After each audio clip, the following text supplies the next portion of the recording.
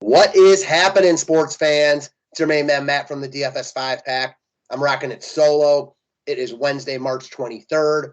We got 11 NBA games to talk over. I just dropped the members-only video, so if you want access to that, go check out the DFS 5-pack. We'd love to have you come on board. This video is going to be for everyone to watch. I got 5 guys that I really want to talk about. There are more than 5 good plays on this slate. There are more than 15, probably more than 50 good plays on this slate.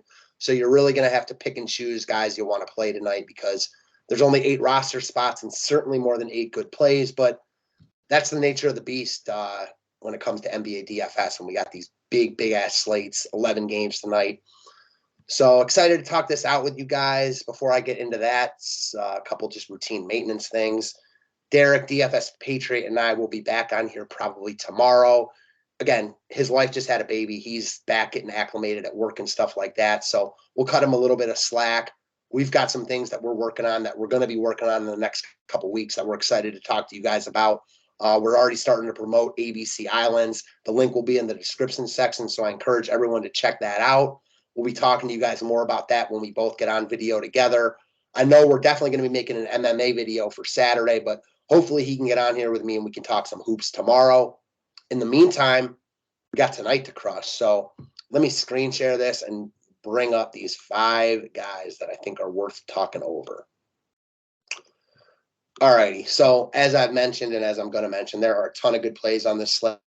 So if you don't like a guy or two on this video, no harm, no foul. There are plenty of other places to go. First off, however, is going to be Tyus Jones. We've read this book before. Great matchup against Brooklyn, priced up a little bit, but certainly not where he should be with Ja Morant out. You just plug in Tyus Jones and move on.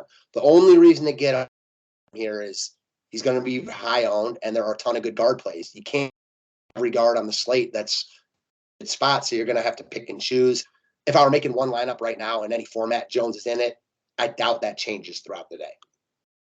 Next up, another guy I think you just plug in and move on, taking up our shooting guard spot. That's going to be Davion Mitchell, coming off one of his best games as a pro, played 46 minutes in OT against Phoenix.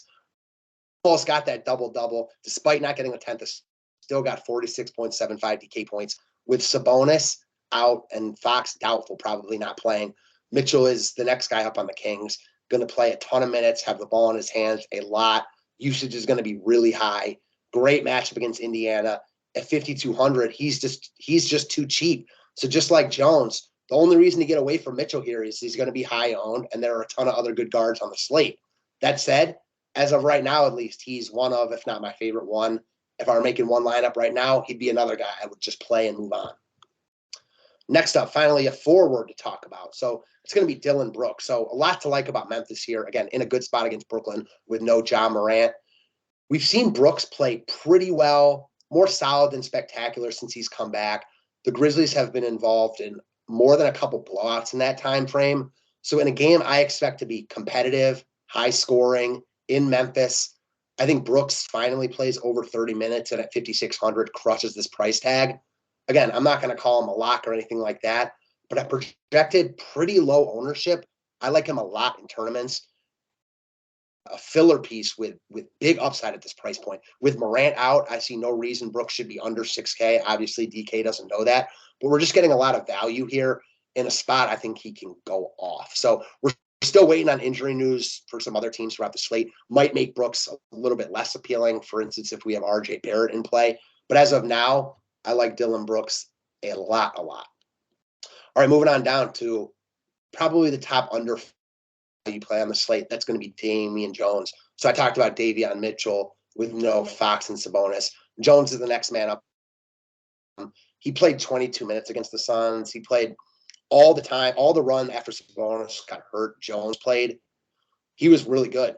13-7, couple steals, a block shot, and a dime. We'll take that all day at 3,700. I expect he plays 30-plus minutes here with Sabonis out. And at 3,700, the value is just real. There are a ton of good center plays on the slate. If Randall's out, I like Mitchell Robinson a ton, Joel Embiid, et cetera, et cetera. But at 3,700, I don't think anyone matches the dollar per dollar value that Jones offers.